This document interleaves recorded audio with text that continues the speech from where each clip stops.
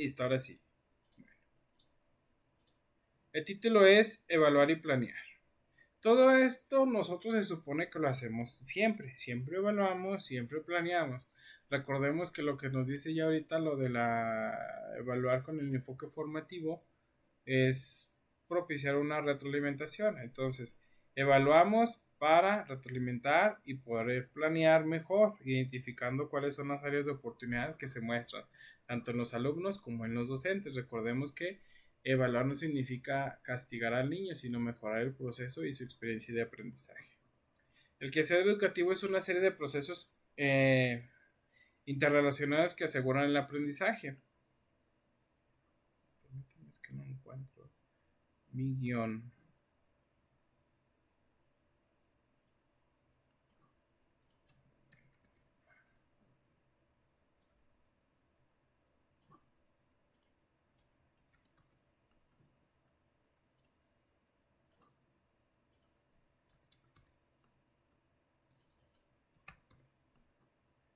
Tengo el texto subrayado y no lo encontraba, dice. Es una serie de procesos interrelacionados que aseguran el aprendizaje. ¿Qué es? Pues lo que estamos nosotros haciendo. Trabajar para mejorar la experiencia de aprendizaje del alumno. ¿Sale? Se busca asegurar el aprendizaje. La evaluación con enfoque formativo es fundamental, ya que permite valorar de manera cualitativa y cuantitativa el desempeño de los estudiantes, así como reflexionar sobre nuestra práctica docente para hacer los ajustes necesarios encaminadas a la mejora del logro del aprendizaje. El propósito, del texto es brindar información mediante una serie de esquemas y textos sencillos sobre el propósito y las ventajas sobre la planificación y el aprendizaje. Además, ofrecer una guía para planear.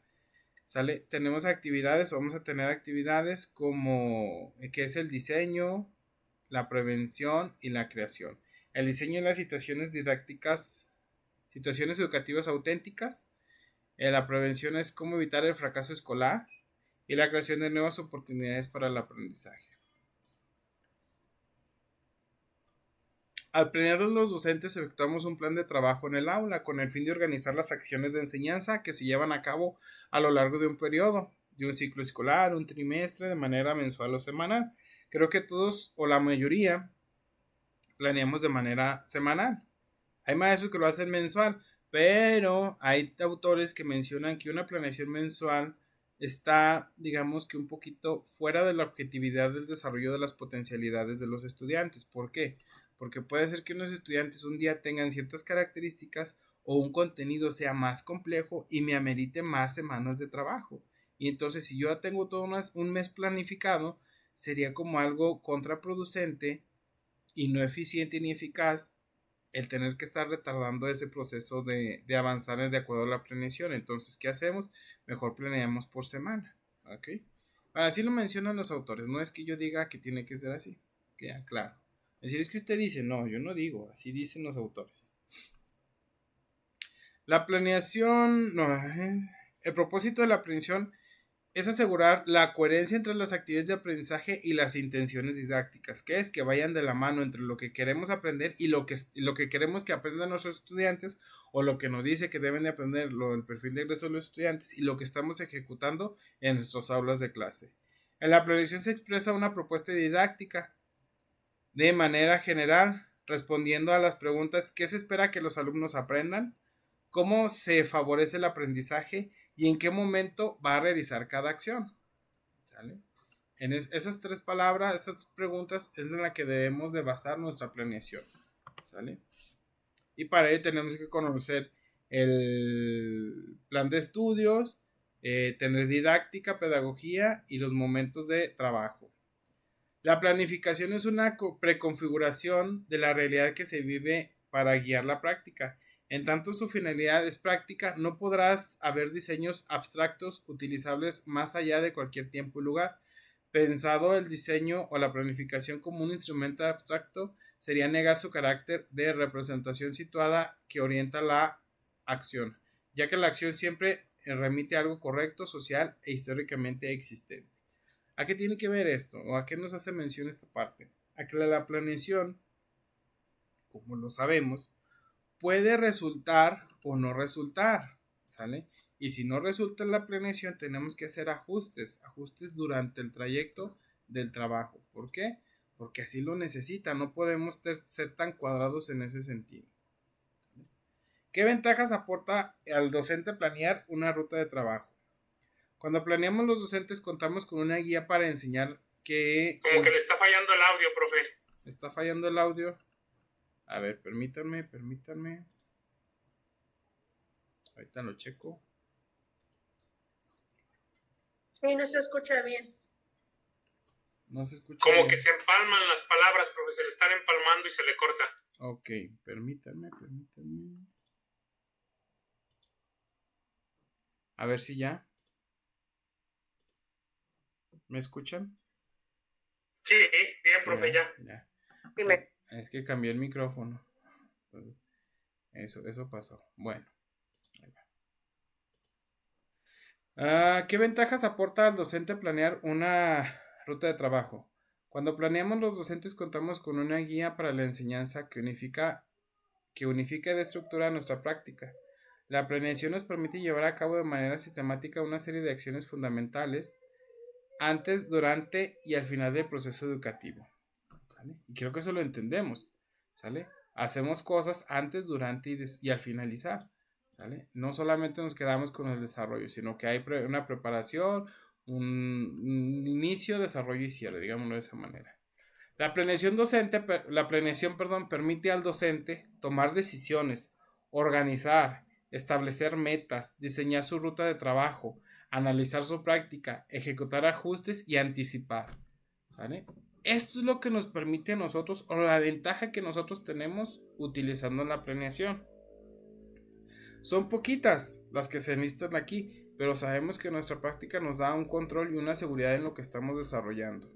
¿Okay? Porque todos hemos, bien o mal, y siendo sinceros, hay ocasiones en las cuales no llevamos algo planeado, algo preparado, bien estructurado.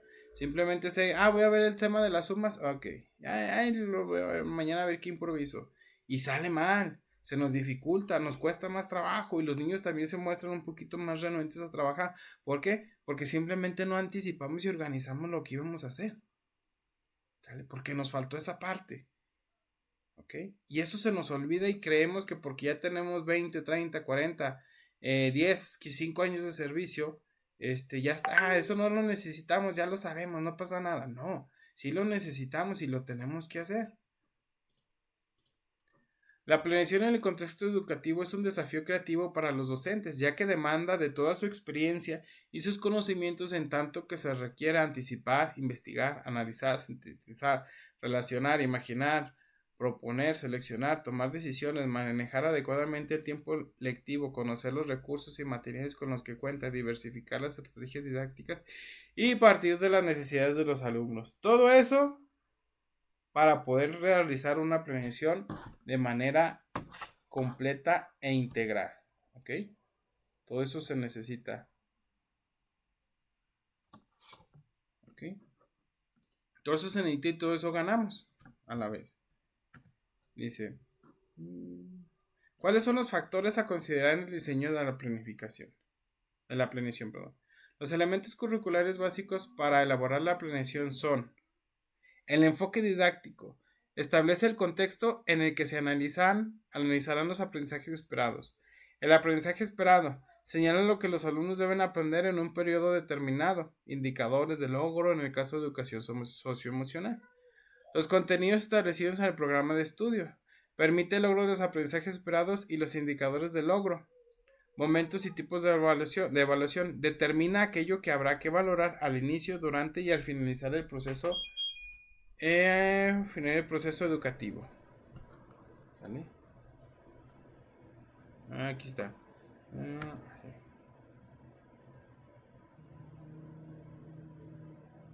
Permítame. Okay. El diagnóstico se debe tomar como un referente fundamental en la valoración inicial, puesto que ofrece información que enriquece y afina propuesta del plan de trabajo. A partir de la evaluación diagnóstica seremos capaces de obtener información acerca de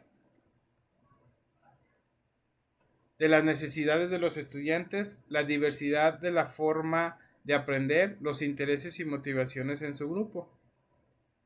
Para planear las actividades más adecuadas, de acuerdo a las características del grupo, debemos definir otros aspectos fundamentales para materializar las propuestas didácticas, ¿sale? Como la metodología de trabajo, que la metodología de trabajo lo entenderíamos como la que determina las actividades que los alumnos llevarán a cabo, la organización del grupo, la delimitación del espacio y la distribución del tiempo. Los recursos y materiales didácticos son aquellos necesarios para el desarrollo de las actividades, lo que se tiene en el aula o aporta en la escuela, lo que debe de solicitarse a los estudiantes y lo que debe tomarse del entorno. Las técnicas e instrumentos de evaluación, que permiten valorar los aprendizajes de los alumnos, así como determinar los momentos en que se empleará. La planificación requiere sistematizarse para dar continuidad a los aprendizajes y hacer explícita la propuesta de trabajo docente mediante una organización detallada de acciones que faciliten su intervención y cumpla con el contenido a mejorar la calidad educativa. Lo recomendable es que el docente tenga la libertad para organizar las actividades de aprendizaje en congruencia con los programas de estudio y de acuerdo con la necesidad del grupo o grupos de alumnos que atiende independientemente del formato. Cuando comenzamos un ciclo escolar, existen siempre interrogantes del nuevo grupo que toca atender. Dichas interrogantes se integran en el desarrollo de la planeación y se pone en juego también los conocimientos, habilidades, experiencias y la creatividad. Para llevar a cabo la planeación se debe considerar, ahí no se alcanza a ver, permítanme, acá tampoco lo veo. Sí. La planificación del trabajo en el aula debe definir momentos para comunicar los logros del aprendizaje. Incorporar distintos momentos y fases de la evaluación formativa. Analizar los resultados de los aprendizajes, de los procesos de enseñanza y aprendizaje, recabar evidencias de aprendizaje para conocer logros y dificultades de los estudiantes, situar a los alumnos en el centro del proceso educativo, que eso es algo que pues ya está más que claro que debemos de hacer siempre, generar oportunidades de aprendizaje significativas e inclusivas, propiciar ambientes de aprendizaje seguros y colaborativos, asumir el papel de mediador más que el instructor del proceso educativo. ¿Sale? Eso es algo que debemos de nosotros considerar al momento de estar diseñando la planeación. ¿Sale?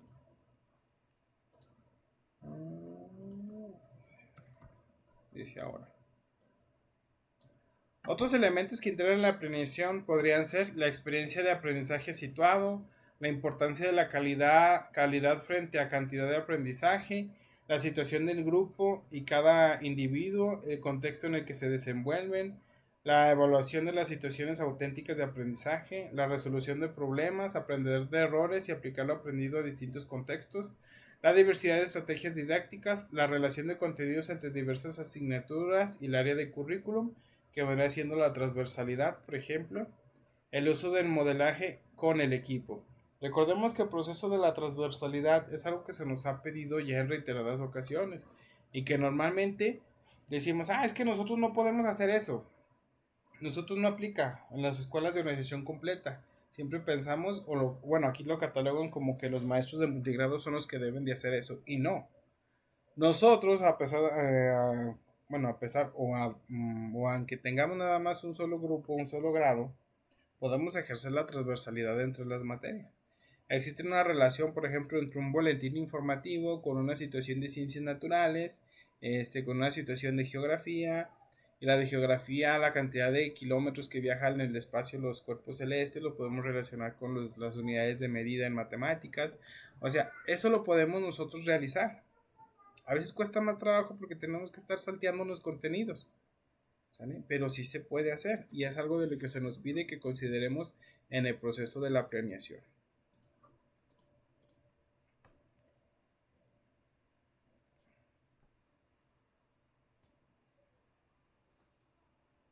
¿Por qué la planeación es una propuesta de trabajo dinámica? En la planeación, los docentes incorporamos los objetivos de aprendizaje que pretendemos alcanzar en cada sesión, con el fin de dirigir los procesos de enseñanza y aprendizaje. Sin embargo, podemos modificar o replantear el plan de trabajo cuantas veces sea necesario. ¿Qué es esto? Que podemos hacer modificaciones, ajustes, quitar, poner lo que creamos pertinente.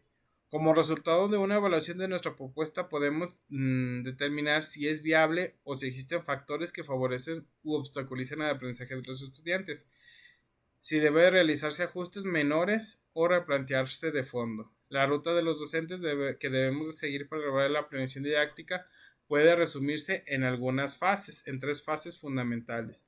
Una, definir las metas a alcanzar a partir de los elementos curriculares. 2, diseñar actividades y situaciones de aprendizaje al tiempo que se decide la manera de evaluar. 3, contrastar la propuesta con la realidad del aula y hacer los ajustes necesarios. Muchas veces se nos dice que debemos ser ambiciosos y no poner límites a nuestros estudiantes al momento de estar realizando las planeaciones, pero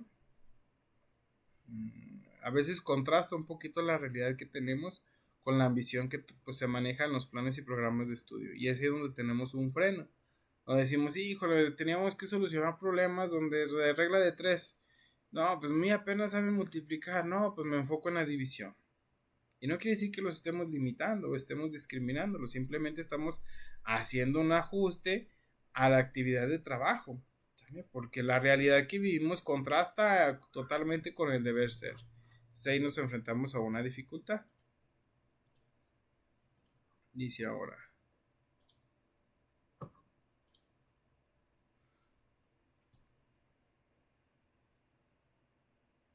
Sí. Sin la brújula de la planeación, los aprendizajes de los estudiantes pueden ir por caminos diversos, sin un destino preciso. El destino lo componen los aprendizajes esperados y el proceso de planeación pone en claro las actividades y demás estrategias para alcanzar dichos aprendizajes. ¿Okay?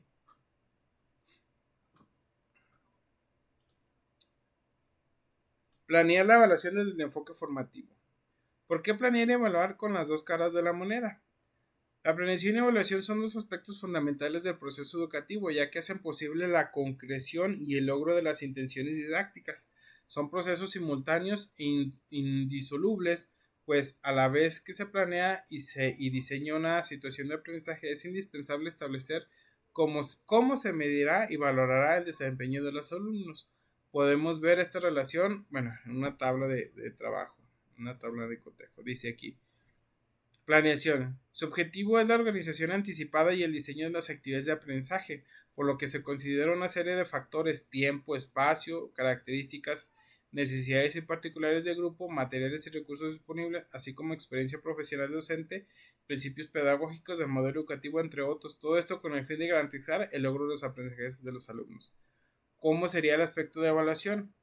Su objeto es identificar los logros y las dificultades que afrontan los alumnos y con base en esa información mejorar su desempeño.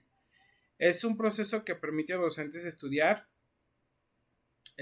hacer conciencia de los avances en los aprendizajes e incorporar actividades de metacognición de manera sistemática.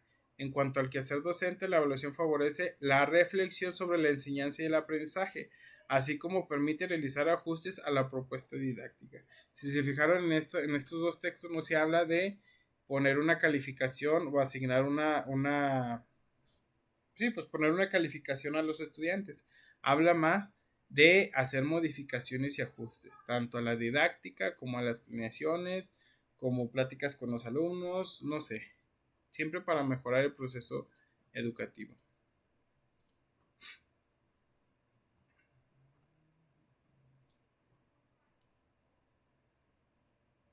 Aquí nos habla ya de los momentos. ¿Qué momentos y tipos de evaluación forman parte de la planeación? La evaluación inicial, pues tenemos lo que viene siendo el diagnóstico, permite identificar a los alumnos, establecer las bases de la planeación didáctica. Evaluación del proceso tiene que ser formativa, con un carácter cualitativo, valorando las estrategias de enseñanza, reconoce los avances de sus alumnos. Evaluación final es sumativa, tiene un carácter cuantitativo, posibilita la calificación y la acreditación, propicia la comunicación de los resultados. Los docentes planeamos y evaluamos considerando las características particulares de cada nivel. Por ejemplo, mientras que en preescolar la evaluación es exclusivamente cualitativa, en primaria y secundaria se incorpora un carácter cuantitativo y cobra importancia la evaluación sumativa en estos 3 niveles. ¿Sale? No, vamos a... En preescolar, la evaluación diagnóstica se lleva a cabo al principio del curso y al inicio de cada periodo de evaluación para conocer las características de cada niño. La evaluación del proceso se efectúa conforme se implementan las situaciones didácticas planeadas. Durante este tiempo, la educadora reúne información en su diario de trabajo y de esta forma da seguimiento a las situaciones didácticas realizadas con los alumnos. La evaluación final es una evaluación cualitativa, no se asigna una nota numérica o calificación. O sea, en preescolar nada más se dice las cualidades que tiene, las características y con eso es suficiente. En primaria y secundaria.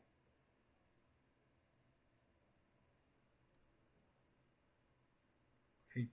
Los 3 tipos de evaluación se llevan a cabo de manera sistemática a lo largo de 3 periodos de evaluación y al finalizar el ciclo escolar. La evaluación debe efectuarse a partir de un enfoque formativo. ¿Sale? Los 3 tipos de evaluación pues será inicial, del proceso y la final. La evaluación final tiene un énfasis en carácter cuantitativo y cualitativo con fines acreditativos, lo que permite comunicar los resultados al estudiante. Y aquí le podría agregar una modificación, puesto que nosotros cada trimestre, pues los maestros de primaria y secundaria, entregamos las calificaciones y estamos al tanto de qué necesidades se pueden manifestar por cada estudiante.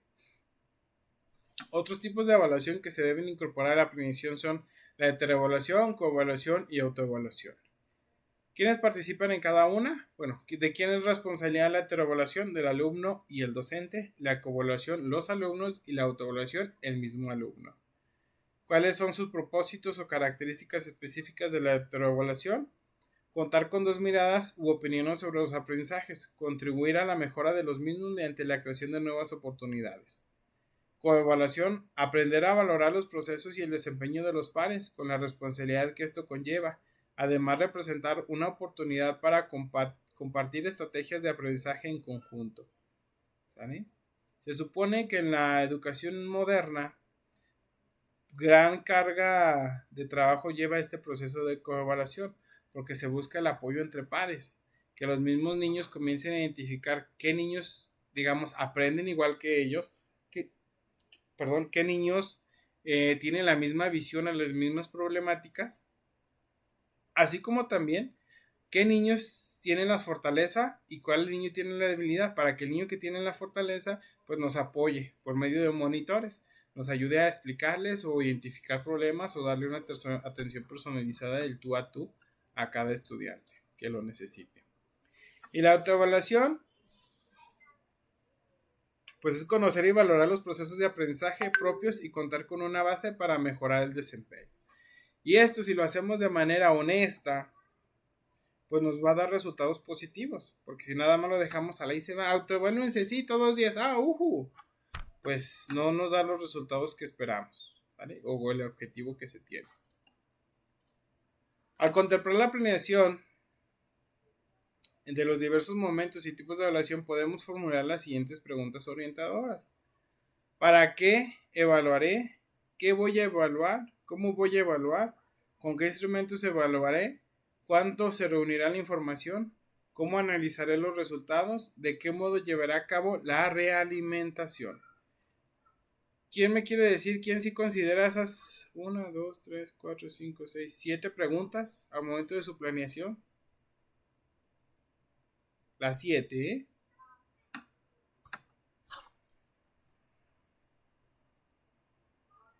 ¿Nadie?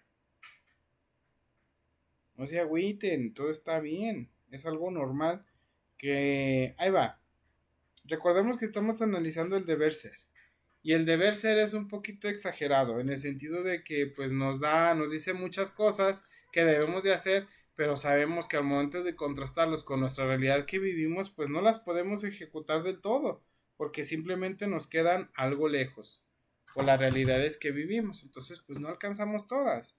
¿Vale? Pero el deber ser dice, ¿ustedes alcanzan todo? Sí, sí podemos, claro que sí. Y eso vamos a contestar en el examen. ¿Ok? Presten mucha atención a estas preguntas, ¿eh? Igual les digo, está en la página 11 del librito que les voy a mandar ahorita. Esas preguntas, porque es bien importante. ¿Por qué? Porque vienen preguntas de eso. ¿Sale? Para cómo se estructura una evaluación. O cómo se integran la planeación, la evaluación. Entonces, pues ahí podemos seleccionar la que diga, las que responden las preguntas, ¿para qué evaluar? ¿Cómo voy a evaluar? ¿Cómo?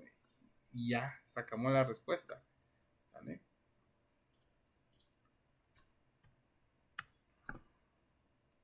La evaluación debe convertirse en un acto concreto que se realiza una vez determinada la formación.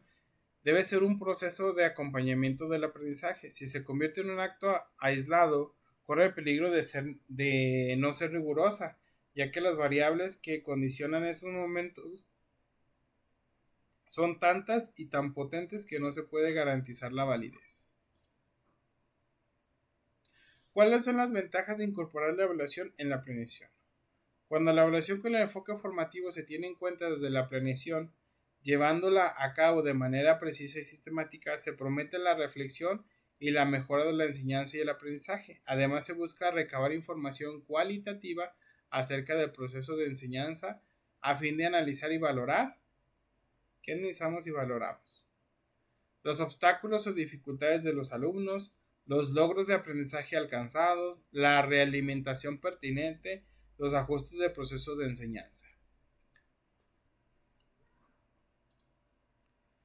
La información que se obtiene al evaluar es la base para determinar tanto la relevancia como la pertinencia de la planeación, así como el insumo que permite reorientar la intervención didáctica, por lo cual es necesario tener presente la importancia de atender las dificultades y obstáculos de aprendizaje, potencializar las fortalezas de los alumnos, mejorar la calidad de la práctica pedagógica, ayudar a los alumnos a conocer su manera de aprender.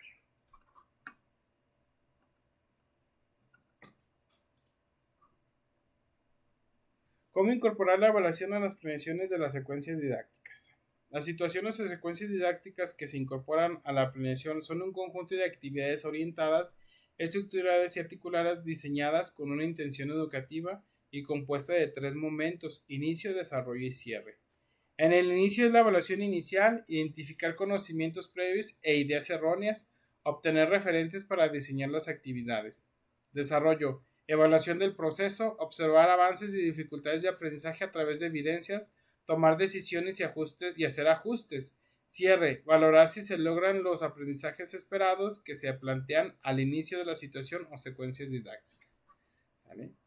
Si se fijaron, aquí ocurren 3 momentos de la evaluación. Al inicio, cuando exploramos los conocimientos previos de los estudiantes y vemos si saben o no saben o qué referentes tienes.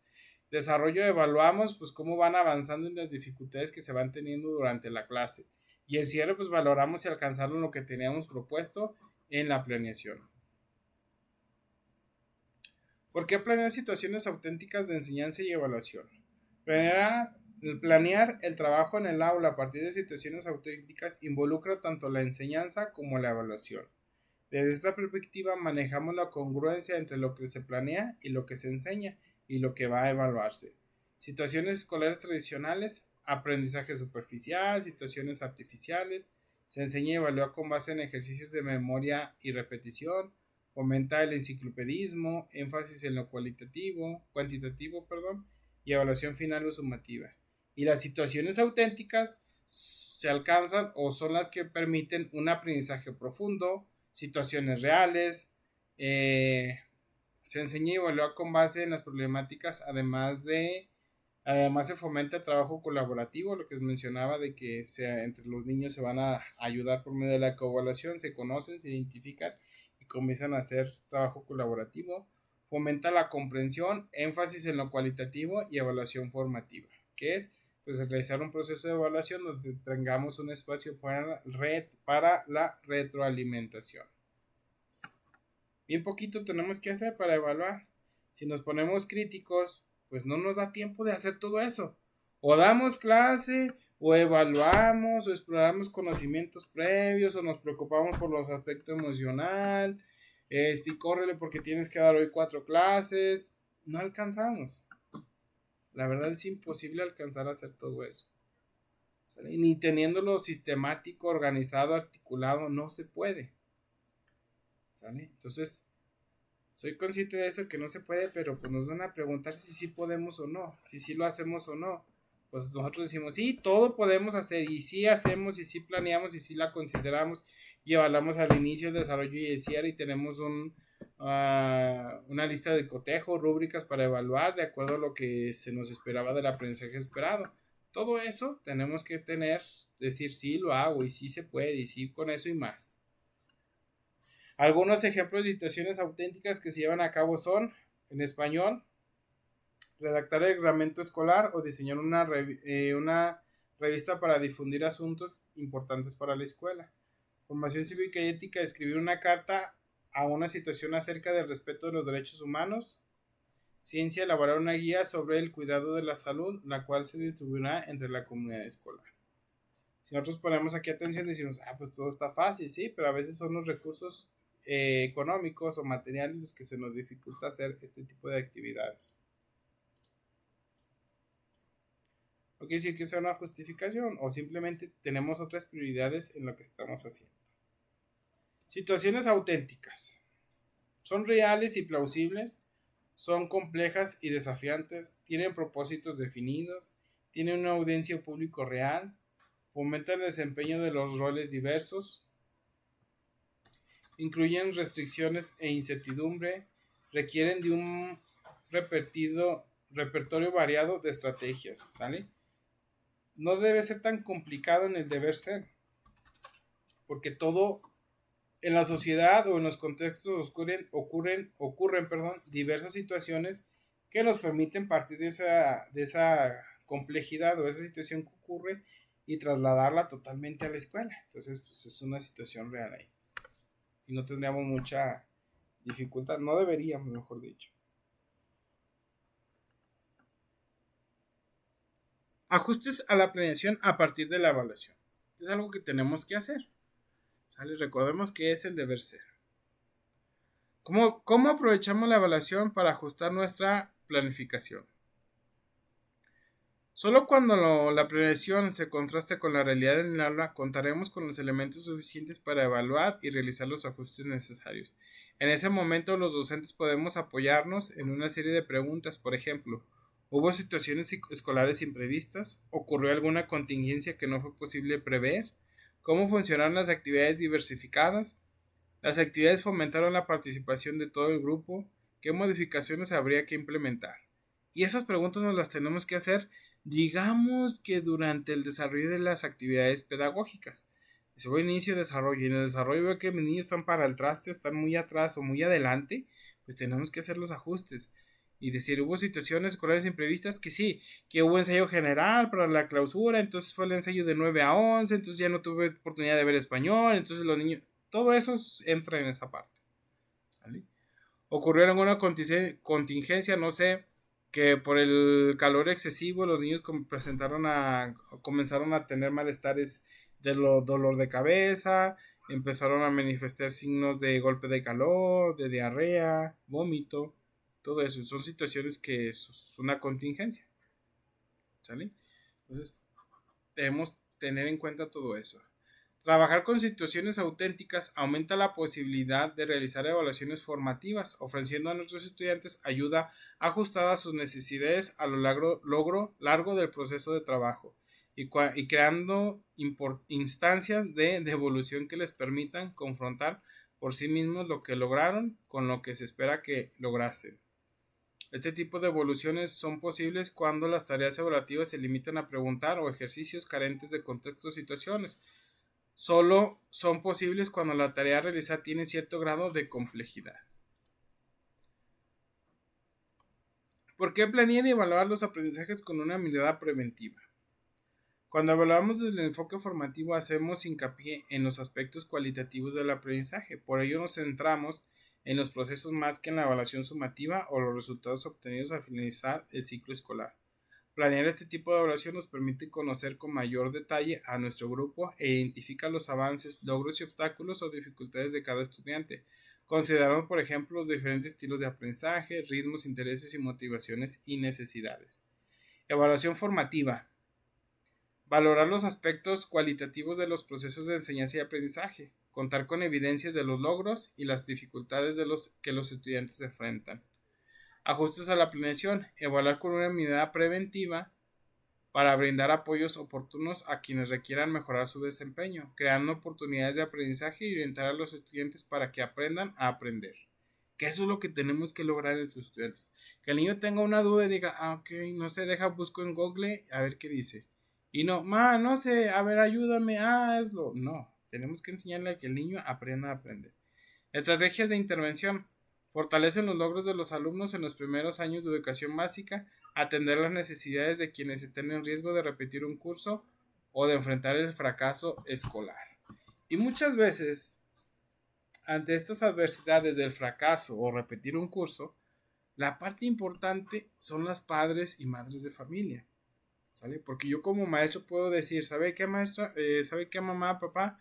Su hijo no la va a hacer, su hijo presenta estas características y estas deficiencias o necesidades y se les enlista. ¿Y esto para qué? Pues para que el papá tome la decisión, ¿sale? Y el papá sea consciente. Obviamente, si el papá dice, ¿sabe qué? Yo no quiero que mi hijo repruebe. Pues con 6, 7 va a pasar para evitar problemas también nosotros, ¿sale? Y no hay que tener miedo a esa parte, porque por ejemplo en mi escuela soy un único maestro que reprueba. Y repruebo platicando con el papá y con la mamá. Y le digo, le explico con detalles, casi hora y segundo de lo que no hizo, de qué le falta, qué aspecto esto, qué aspecto lo otro, cuántas faltas tiene, por qué no vino, todo eso. ¿Y qué creen que me dice el papá? Profe, pues no le puedo decir que no, usted me ganó. Y se acaba. Pero para eso pues hay que estar preparado, no solamente de sacármela de la manga. Y decir, voy a reprobar su tanito porque me cae mal. No, o sea, hay una justificación pedagógica real. Entonces usted se la muestra al papá, a mamá, y él va a tomar la determinación, ¿sale? Entonces, digan por ahí, yo sí soy profe todavía que reprueba. En pandemia todavía reprobé niños. Encontré la manera de hacer eso. Entonces, pues muchas veces aquí nos dice que nosotros los maestros debemos de hacer los ajustes pertinentes, pero muchas veces los papás no tienen la disposición de apoyar y ser copartícipes de ese proceso educativo, que muchas veces sale con muchas deficiencias. Y el responsable siempre es el maestro. Es que el maestro no me enseñaba nada. Es que el maestro era bien flojo. Pero no, hay que hacer responsable al papá, que firme un acta al inicio donde se hace responsable y asuma las consecuencias de lo que no cumplió. Y tan. Es fácil, pero muchas veces nos cuesta trabajo porque no estamos preparados para ello. Dice, aquí está.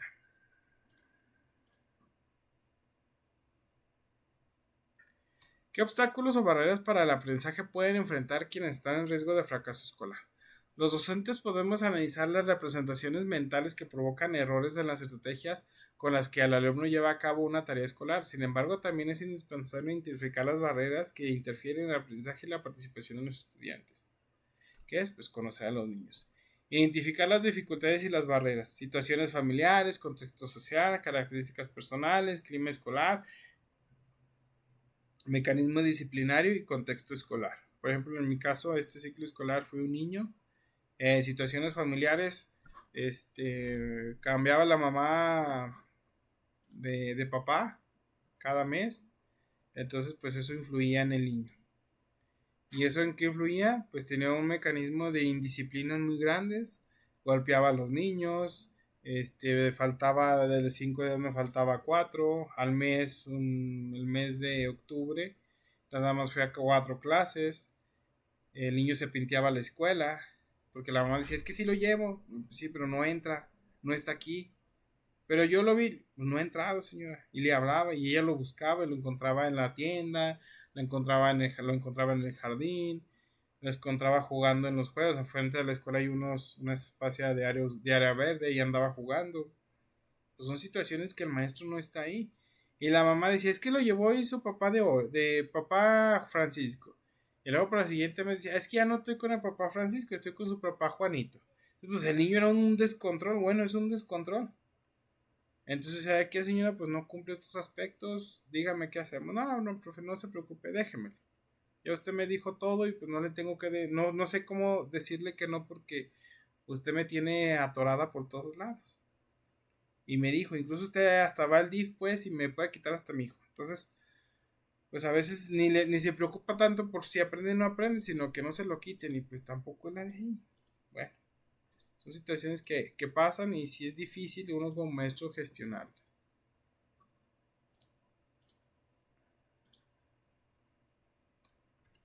El término barreras para el aprendizaje y la participación ha sido propuesto para analizar la complejidad de los elementos ajenos a los estudiantes que influyen en el aprendizaje y la permanencia de los alumnos en la escuela. Algunas de esas características externo-dinámica escolar, pero otras son muy arraigadas en la escuela. Conocer las barreras para el aprendizaje y la participación nos permiten elegir las estrategias de intervención más adecuadas para atender a los estudiantes en situaciones de riesgo. ¿Sale? Para eso nos sirven. El docente analiza las barreras de aprendizaje y la participación que se observa en la cultura escolar, los valores, creencias, actitudes o costumbres que predominan entre los miembros de la comunidad, la organización escolar, la distribución de las responsabilidades, horarios y recursos disponibles, contexto local y familiar, inseguridad, desempeño, pobreza, falta de atención, el trabajo en el aula, planeación didáctica, propuesta de evaluación, tipos de intervención pedagógica, estrategias didácticas, ambiente en el aula y relaciones entre pares. ¿Cómo apoyar desde la planeación y evaluación en quienes se enfrentan al riesgo de fracaso escolar? Una vez que los docentes contemos con la información más detallada sobre nuestros alumnos y su manera de aprender, analizaremos y reflexionaremos acerca de las estrategias a seguir para brindar los apoyos necesarios. De manera concreta, tendremos que hacer ajustes y planear actividades con el propósito de fomentar que los alumnos lleven a cabo estrategias que les permitan aprender un contenido curricular o desarrollar alguna habilidad. Una de las estrategias fundamentales consiste en impulsar el desarrollo de una conciencia autorreguladora de aprendizaje para que los estudiantes sean capaces de conocer sus propios procesos de aprendizaje. Al fomentar la participación activa del alumno en su aprendizaje, asumimos que es capaz de identificar sus dificultades y explicar su origen y proponer soluciones a ella. Y aquí le agrego, en mi experiencia, muchas veces hacemos todo eso y aún así encontramos dificultades y aún así la barrera más grande es que, caray.